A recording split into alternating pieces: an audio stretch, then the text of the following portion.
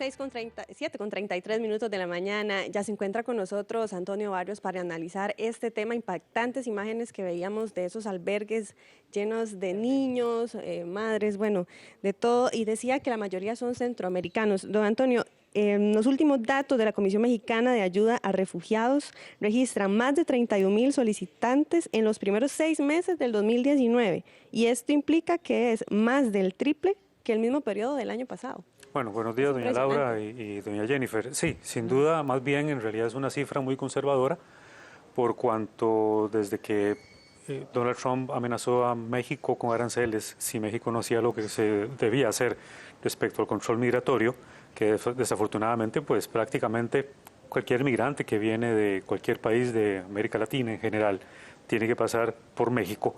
Ya eso es una política que viene y eso es bueno que se sepa. Ya este papel que México ha estado jugando viene desde la década de los 90, es decir, no es la primera vez que a México la obligan o le dicen pues que tiene que cumplir lo acordado con Estados Unidos de lo que significa correr la frontera sur, es decir, hacer México todo lo que le corresponde para que de Guatemala la migración no pase. Entonces, estas son cifras en realidad muy conservadoras, es dentro de lo que le es posible a México poder más o menos corroborar, porque en realidad esto es una cifra que va a aumentar cada vez más o incluso puede llegarse a disminuir si definitivamente México hace lo que corresponde respecto al compromiso que adquirió recientemente con Estados Unidos debido a la amenaza de los aranceles, para que México entonces evite a toda costa que de la frontera con Guatemala no pasen los inmigrantes. Hay preocupación incluso en Guatemala, porque si bien en México era donde estaba quedando la gente en una condición, en un limbo jurídico, ahora va a ser Guatemala la que va a tener que enfrentar esa situación, porque de Guatemala no van a poder pasar. Y ya recordemos también que el gobierno mexicano, con estas últimas tensiones que ha tenido con Estados Unidos, pues tuvo que mandar a miles de oficiales de la Guardia Nacional para ver cómo ponía control en la frontera sur con México, es decir, entiéndase la frontera entre Guatemala y México. Y se siguen endureciendo cada vez más, perdón, doña Laura, esas normas para solicitar asilo de parte de Estados Unidos. Ha redoblado su discurso de mano dura en los últimos meses el presidente Donald Trump, y ahora esta semana. Sí, y bueno, se va a doblar todavía más esa parte fuerte, porque bueno, por dos razones. La primera es porque es un tema de campaña política que ya Donald Trump había prometido que iba a poner control o un cierre completo a lo que está buscando votantes. Claro, a lo que él denomina todo un desorden migratorio, porque en el fondo Donald Trump tiene razón en algo. Hay un desorden migratorio respecto a cómo tratar el tema migratorio, que es el tema, mire, permítame hacer una analogía, es la misma situación que los europeos están enfrentando. Claro. Es decir, los europeos están frente a un dilema terrible, que es el mismo con el tema de los africanos, con el tema de los sirios, producto de la guerra, y otras poblaciones que huyen del Medio Oriente, producto de la violencia. Entonces, es la misma situación de Estados Unidos en el entendido de que tiene que procurar poner un orden realmente necesario, pero también no solamente es un tema de campaña política que él prometió ya en estos 4 años que están por expirar, sino que también resulta extraño que esté arremetiendo contra la población latina, por cuanto mucho votante latino que ya ahora tiene derecho a votar por Donald Trump o por el candidato que quieran, pues eventualmente podrían echar para atrás ante esta situación y esta arremetida fuerte que Donald Trump está haciendo contra los migrantes. Ahora hay una gran diferencia. Mire, esto es importante también que se sepa. La migración uno la puede dividir en dos.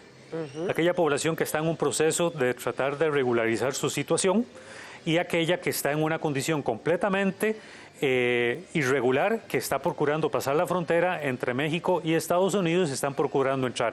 Yo creo que toda esta política de endurecimiento de Donald Trump está en función de evitar que toda esta gente que está procurando pasar la frontera no la cruce. Y está obligando a México a que haga también lo que corresponde para que de Guatemala no pasen, para que entonces México no pierda control de la migración en la gran cantidad de rutas migratorias que hay que procuran alcanzar la frontera con Estados Unidos, que es por ejemplo Ciudad Juárez, que es Ciudad Nogales, que es Reynosa, que es también Tijuana, y que son ciudades importantes porque son ciudades fronterizas con otros estados en Estados Unidos, como Nuevo México, California y Texas, que es la que se comparte mayor frontera en los 3.700 kilómetros que tiene la frontera entre México y Estados Unidos. Don Antonio, usted mencionaba el tema de Guatemala. ¿Hay disposición de Guatemala de ser un tercer país seguro, llama Donald Trump, para que la gente espere mientras Washington decide si le concede o no asilo? Es que eso depende del juego y también de la presión. Por ejemplo, el tercer país en este momento para poder tener asilo es México. Pero si México endurece el control fronterizo, tal y como lo está haciendo Estados Unidos, entonces va a obligar México a Guatemala que igualmente haga lo mismo. Entonces ya el tercer país no sería México, sino que le pasaría esa responsabilidad, le pasaría esa estafeta que es terrible, para que entonces sea Guatemala la que se encargue de poner esos controles fuertes y que cualquier hondureño y cualquier salvadoreño, que en su mayoría de las últimas caravanas del mediados del año pasado hasta la fecha, la mayoría son hondureños, a pesar de que se han unido otros guatemaltecos, se han unido salvadoreños, pero la mayoría, el 80% de las últimas caravanas son hondureñas, pues obviamente esos hondureños tienen que pasar por Guatemala. Entonces Guatemala sería la que tiene, por presión mexicana, de hacer lo que crea que deba hacer para que se convierta Guatemala en ese tercer país, de la cual decidiría si los hondureños pueden pasar a través de Guatemala para pasar a la frontera con México, lo cual, independientemente que sea que Guatemala juegue en ese rol de tercer país o no, México sí va a tener que hacer todo lo que sea por presión estadounidense, que es mucho mayor, para que de Guatemala, de la frontera con Guatemala, no pasen los migrantes hacia el territorio mexicano, porque México es tan enorme que ahí es donde México ha reconocido que pierde control sobre las enormes rutas que utilizan los mexicanos, mexicanos, guatemaltecos, salvadoreños, hondureños, para poder llegar a la frontera con Estados Unidos. Eso quiere decir entonces que el discurso de mano dura que se redobla por parte del presidente Donald Trump está obligando a México a aumentar deportaciones, a amenazar hasta con una guerra arancelaria, dicen, y aprobar nuevas condiciones para solicitud de asilo. Sí, recordemos que Donald Trump... México también se está poniendo con mano dura. También. Sí, tiene que hacerlo. Está haciendo. Tiene que hacerlo. ¿Hubo diferencia con Andrés Manuel López Obrador? En realidad, esa es la gran crítica que está recibiendo el actual presidente mexicano, porque se esperaba que tuviera una visión, llamémoslo así, más humanitaria. De hecho, la había empezado a tener en el año que ya está por cumplir en el poder, pero ya no pudo porque tuvo que ceder ante la presión, porque tuvo que valorar desde el punto de vista geopolítico las implicaciones que podía tener para la economía mexicana la imposición de aranceles con toda esta situación de guerra económica y de guerra comercial que Donald Trump le ha declarado en el último año y medio a México en este asunto de la revisión del Tratado de Libre Comercio. Entonces tuvo que valorar entre la parte humanitaria y la parte geopolítica del rol que juega México dentro de este gran esquema comercial que tiene con Estados Unidos a través del TLC. Desde hace más de un año, la violencia doméstica y el temor a las pandillas ya no son un motivo para solicitar asilo en Estados Unidos. ¿Cuándo es que se le concede el asilo a estas personas que cada vez son más que huyen y en su mayoría huyen por ese tipo de condiciones? Bueno, recordemos los discursos de Donald Trump ya en la presidencia, cuál ha sido el discurso, llamémoslo así, ofensivo, que Donald Trump ha tenido hacia los países como por ejemplo Haití, Honduras, El Salvador, que ya él ha dicho que son países de M, ¿verdad? Por la situación de la violencia, por la situación de las pandillas, por la situación del narcotráfico. Pero bueno, ese es un discurso muy político que está totalmente desprovisto de un análisis serio de lo que ha venido ocurriendo históricamente en las economías de nuestros países. Hoy salía casualmente un artículo interesante en la sección de opinión donde se hablaba de por qué hay pobreza en Costa Rica. Entonces se habla de un manejo equivocado de los recursos. Bueno, no, ojalá fuera solo eso. Es como estructuralmente hablando e históricamente la economía en nuestros países ha sido manejada por grupos élite económicos que no les ha importado si una gran mayoría de la población ha estado desprovista de esos recursos y ha llevado a millones de personas a una situación de extrema pobreza. Entonces no simplemente es un manejo equivocado de los recursos, es un mal manejo de los recursos que obviamente están desafortunadamente de la mano de la corrupción que afecta a todos nuestros países, pero definitivamente toda esta presión que hace Estados Unidos, que es un discurso muy político, no le está importando cómo está la situación económica de los países. Pero el presidente Donald Trump presentó ayer, Melanie, un proyecto en momento en que están en receso los legisladores en los Estados Unidos. ¿Ah? Y ese proyecto, en síntesis, lo que propone es mantener el espíritu de lo que ha sido su política en estos 2 años de mandato y controles más duros en la frontera y un sistema en el que los méritos profesionales primen para el solicitante del visado frente a otros parámetros como el parentesco. O sea, que la persona tenga méritos profesionales frente al tema del parentesco. Es decir, y este plan lo están cocinando en momentos en que el Senado está en receso. Pero además tiene en ejecución un plan, ¿verdad? Un plan que genera mucha atención, el anuncio de las redadas para detener a 2.000 sin papeles. Y ha generado además una polémica racista, ¿verdad? Una grave polémica racista en su ataque a congresistas demócratas representantes de minorías étnicas. Sí, permítame decir algo de historia. Toda la mezcla a la vez. Esto es una tormenta lo que hay allí. No, ¿Todo eso es con fines electorales? Hay una parte que hay que hablar de un aspecto histórico que es muy importante y voy a mencionar a un autor que escribió un libro que tenía una visión ultraconservadora y que ya desde mediados de los 90 se había empezado a levantar un poco el ánimo de la extrema derecha, del discurso del hombre blanco de ojos azules, de pelo rubio, que estaba supuestamente sediento de buscar de nuevo blanquear a Estados Unidos, que es el discurso que recientemente ha estado utilizando Donald Trump, de cómo volvemos a convertir a Estados Unidos en el Estados Unidos blanco, que es el mismo discurso de Jean-Marie Le Pen en Francia cuando empezó a mediados de los 90 con su Frente Nacional, de decir Francia debe ser blanca, no marrón ni negra. Entonces, a mediados de los 90, Samuel Huntington escribe un libro que se llama ¿Quiénes somos? Y la tesis que él aborda en ese libro es de cómo hay una preocupación profunda entre un sector ultraconservador, un sector político, un sector ideológico, un sector económico y un sector incluso con tendencia muy racista, de la preocupación ante la creciente tendencia, desde el punto de vista numérico, de la presencia latina y sobre todo de mexicanos, porque la arremetida de la tesis que hace Samuel Huntington a mediados de los 90 es en contra de los mexicanos y de cómo los mexicanos han venido invadiendo silenciosamente todos aquellos estados que pertenecieron entre 1841 y 1846 a México, como Utah, Wyoming, California, Nuevo México, Texas, y que están poblados de empleados de baja calificación, vamos a ver. Empleados de niveles técnicos mucho más bajos frente a los profesionales. Por supuesto. Trump quiere valorar los de niveles profesionales altos y dejar por fuera a los de menor baja cualificación. Claro, él sabe lo que está haciendo porque él sabe que la mayoría, prácticamente el 95% de la gente que está huyendo, al menos en estas últimas caravanas hacia Estados Unidos, es gente con un bajísimo nivel de escolaridad, porque es gente que vive en distintos países y sobre todo en Honduras en una extrema pobreza, que están huyendo de la violencia, que están huyendo de la persecución, que están huyendo de la situación de cómo en Honduras se ha empeorado todo desde el golpe contra Zelaya en el 2009 y consecuentemente pues la persecución a través de distintos líderes sociales. Eso ha hecho que difícilmente muchísima de la gente que está dentro de ese esquema que Donald Trump pretende, prácticamente el 95% de las personas no van a calificar dentro de ese esquema de mérito profesional y no va a ser una cuestión tampoco por parentesco, porque eso es lo que está procurando frenar Donald relevar Trump. Los criterios de lazos familiares. Voy a citar un dato, voy a compartirlo Melanie Corrales y don Antonio Barrios. Dice lo siguiente: 2/3 del 1,1 millones de las green card o permisos de trabajo concedidos en el 2017, 1/3 de ese 1,1 millones en Estados Unidos se solicitaron por familia, por el lazo familiar.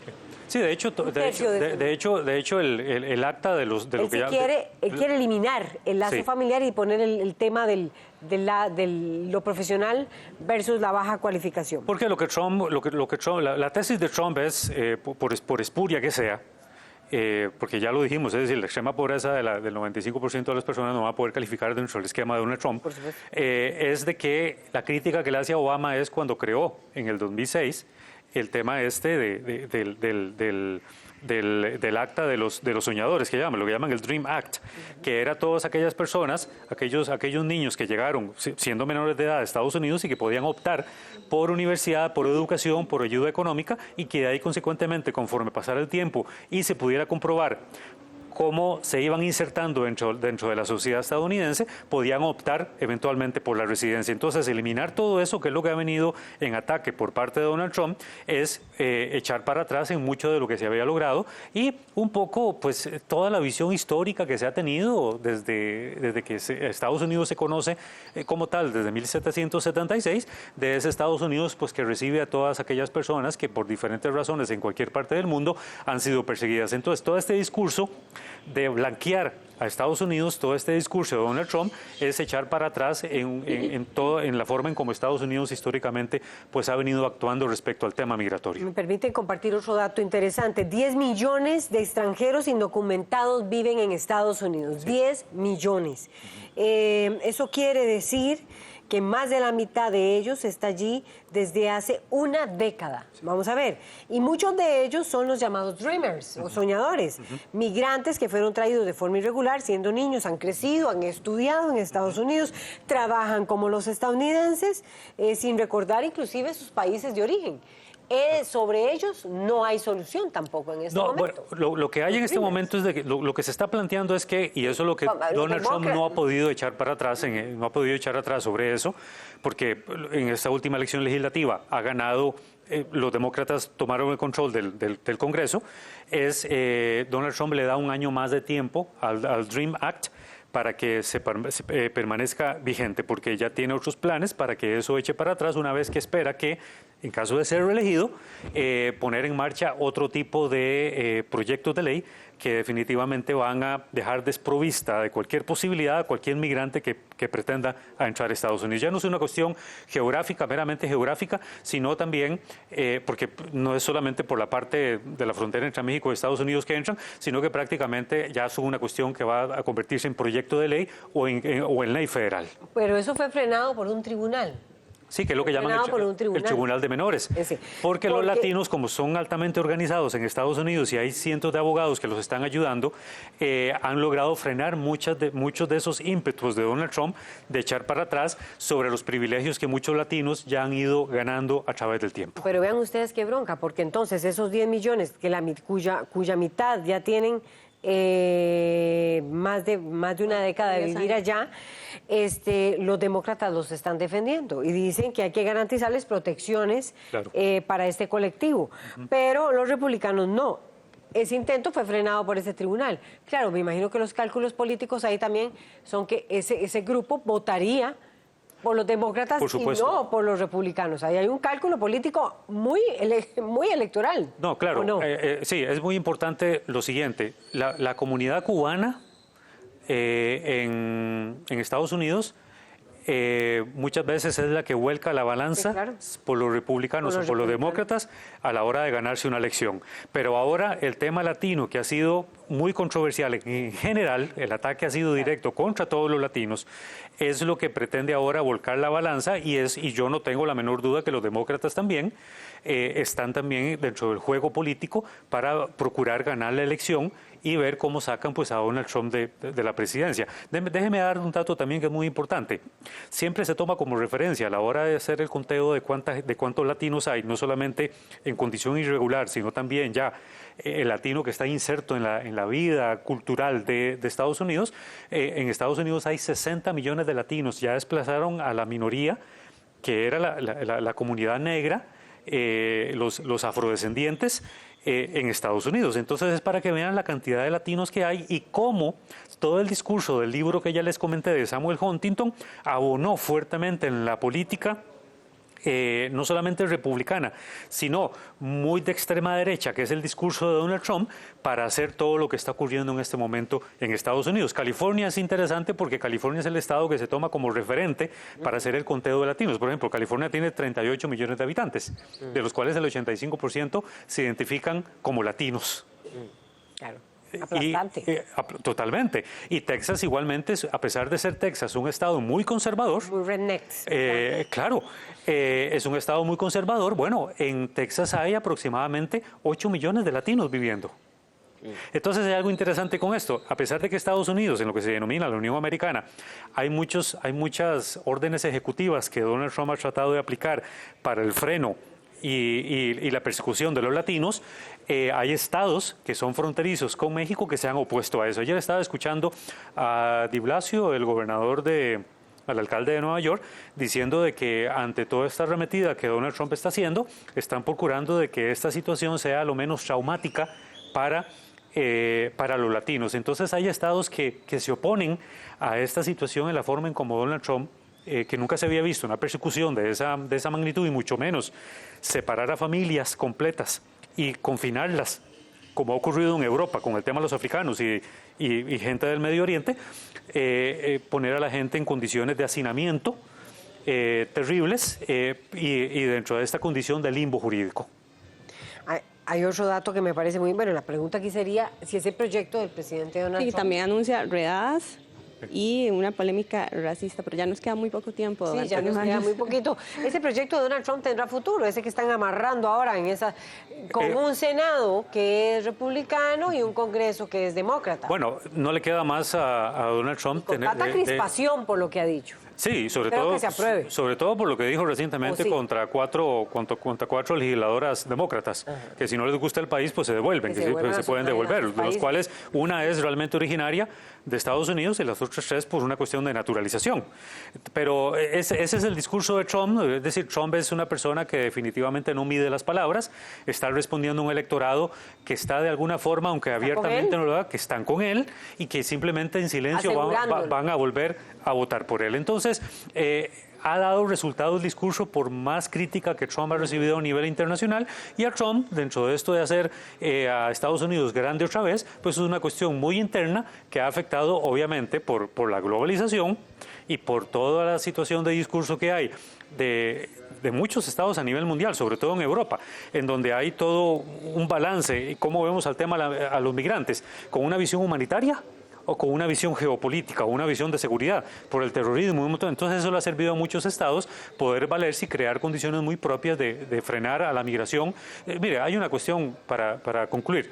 ¿Quién quiere a los migrantes? Seamos muy sinceros.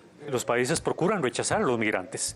¿Por qué? Porque en otras regiones en el mundo se les denomina la indigencia internacional y la mayoría de las migraciones se dan por situaciones de extrema pobreza de los países de los cuales escapan. Entonces es muy lamentable y bueno, a lo interno de Estados Unidos, a Donald Trump hasta el momento le ha dado resultado. Muchas gracias a don Antonio Barrios por explicarnos esta información. Y también muchas gracias a usted por acompañarnos acá en la revista de Costa Rica Noticias. Gracias, buenos días.